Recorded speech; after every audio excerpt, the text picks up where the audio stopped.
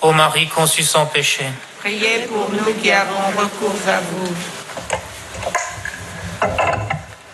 Frères et sœurs, les jours que nous vivons sont peu propices à l'action de grâce. Trop d'événements mettent la foi à l'épreuve, plongent dans le désarroi. Les peurs gagnent, celle circonstancielle de la pandémie qui paralyse tout projet, et celle consubstantielle à la nature humaine, liée à l'angoisse de vivre, à la vieillesse, à la précarité, à la dépendance. Or voilà que l'évangile de ce jour nous détourne de ces peurs. Il nous invite à quitter la pesanteur de l'immédiat, à faire œuvre de foi autour de celui qu'Isaïe désigne comme notre Rédempteur depuis toujours, à redécouvrir la présence du Dieu fidèle qui, écrit Paul aux Corinthiens, nous fera tenir fermement jusqu'au bout. Prenez garde, restez éveillés, car vous ne savez pas quand ce sera le moment. Le moment, c'est du kairos dont parle Jésus. Un terme peu usité de nos jours, courant cependant dans l'Écriture, qui désigne le moment du salut choisi par Dieu, la plénitude des temps, la dernière offre de grâce faite par Dieu en Jésus-Christ. Pour s'y préparer, il faut se montrer vigilant. Jésus le répète par 4 fois dans le court évangile de ce dimanche. Frères et sœurs, la parabole du maître parti en voyage, Jésus la propose après de troublantes annonces.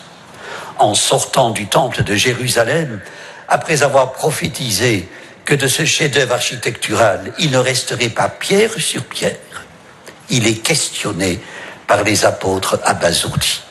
Dis-nous quand cela arrivera. La réponse est laconique et terrifiante. En ces jours-là, il y aura une détresse telle qu'il n'y en a jamais eu de pareille depuis le commencement de la création. L'appel à veiller prescrit une prise de poste sans relève envisageable. Le retour du maître sera inopiné, soit au soir, soit à minuit, soit au moment où chante le coq, soit au matin. Ce sont les 4 temps de la nuit. Cet appel s'adresse à tous sans exception. Nos contemporains, nous dit-on, souffrent d'insomnie. Monter la garde, c'est mettre ses sens en alerte. S'imposer, contrairement à l'insomniaque qui recherche le sommeil, s'imposer de ne pas y céder. Veiller, c'est aussi une épreuve de grande solitude. Banalité. Mais veiller, comme y invite Jésus, c'est veiller avec lui, croire qu'il veille sur nous, sur notre avenir, même dans la nuit lourde de menaces. Frères et sœurs, toute vie humaine ressemble au lac de Tibériade. Remous, tumultes, tempêtes y sont fréquents, inévitables. Veiller, c'est redécouvrir la force de celui qui est seul capable de sauver la paix, de rétablir l'harmonie dans la création. Veiller, c'est se laisser prendre par la main pour ne pas sombrer. Veiller, c'est être assuré qu'en aucun cas, le Créateur ne permettra que les ténèbres l'emportent sur la lumière, qu'elles engloutissent l'ouvrage de ses mains. Il est le seul maître de l'impossible. Veiller, c'est réévaluer, reconsidérer notre manière de vivre la foi dans les circonstances qu'impose une crise sanitaire sans précédent. Le secrétaire général du synode des évêques, un évêque maltais, Monseigneur Mario Grech, il vient d'être créé cardinal par le pape François, déclarait ceci. Je trouve curieux que beaucoup de gens se soient plaints de ne pas pouvoir recevoir la communion et célébrer les funérailles à l'église, alors que bien moins se sont inquiétés de savoir comment se réconcilier avec Dieu et son prochain, comment écouter et célébrer la parole de Dieu et comment vivre une vie de service. Paroles qui font écho au message de Jésus rapporté par Matthieu dans l'évangile de dimanche dernier et que Saint Jean de la Croix résume magnifiquement au soir de ta vie.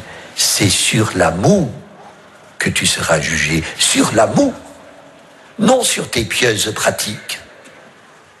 Veiller, c'est ne pas se laisser distraire par la superficialité, ne pas rester sourd au bruit du monde, être attentif aux besoins des autres, avoir un regard de compréhension, dit le pape François, afin de reconnaître aussi bien les misères et les pauvretés des individus et de la société que la richesse cachée dans les petites choses de tous les jours, là où le Seigneur nous a placés. Frères et sœurs, nous devons rester d'autant plus éveillés que nous sommes des ensommeillés, uniquement préoccupés d'un faux et douillet bien-être, constamment oubliés de notre condition précaire. Veiller, c'est s'arracher à l'inanité de nos occupations. Elles dispersent et distraient de l'essentiel. Veiller, c'est prendre la mesure de notre fragilité, ne pas sombrer dans l'angoisse et la peur, mais redécouvrir la présence du Dieu fidèle, la puissance de celui dont on n'a jamais entendu, jamais ouï dire qu'il en exista un pareil. Navrante la parole de Jésus à Gethsémani, vous n'avez pas eu la force de veiller seulement 1 heure avec moi. Frères et sœurs, il est des moments de la vie où nous avons l'impression que le Seigneur, à l'instar du maître de la parabole, tarde beaucoup à venir. Il a laissé au fond de notre cœur une brûlure, une passion, une place intimement creusée. C'est un vide qui doit être rempli. Saint Augustin enseigne, suppose que Dieu veuille te remplir de miel. Si tu es rempli de vinaigre, où mettras-tu ce miel ? Il faut répandre le contenu de ton vase. Il faut préalablement le nettoyer, le récurer pour qu'il soit capable de recevoir du neuf. Frères et sœurs, mettons à profit ce temps de l'Avent pour nettoyer, fourbir le vase qu'a tourné le potier. Pour apprendre à nous préparer au moment où Dieu nous visitera, entrons dans le monde de l'Emmanuel. Amen. Prions le Seigneur. Dieu fidèle à tes promesses, tu viens sans cesse à notre rencontre. Nous te prions. Lorsque nos vies sont gagnées par la routine, tiens-nous vigilants dans la prière. Que ta parole réveille notre foi et nous saurons accueillir ton Fils Jésus, notre Seigneur et notre frère, vivant avec toi et le Saint-Esprit, maintenant et pour les siècles des siècles. Amen. Le Seigneur soit avec vous. Et avec votre esprit. Que Dieu Tout-Puissant vous bénisse, le Père, le Fils et le Saint-Esprit. Amen. Notre-Dame de Lourdes. Priez pour nous. Notre-Dame de Lourdes. Priez pour nous. Notre-Dame de Lourdes. Priez pour nous. Sainte Bernadette. Priez pour nous. Ô Marie conçue sans péché. Priez pour nous qui avons recours à vous. Allez dans la paix du Christ. Nous rendons grâce à Dieu. Au nom du Père et du Fils et du Saint-Esprit. Amen.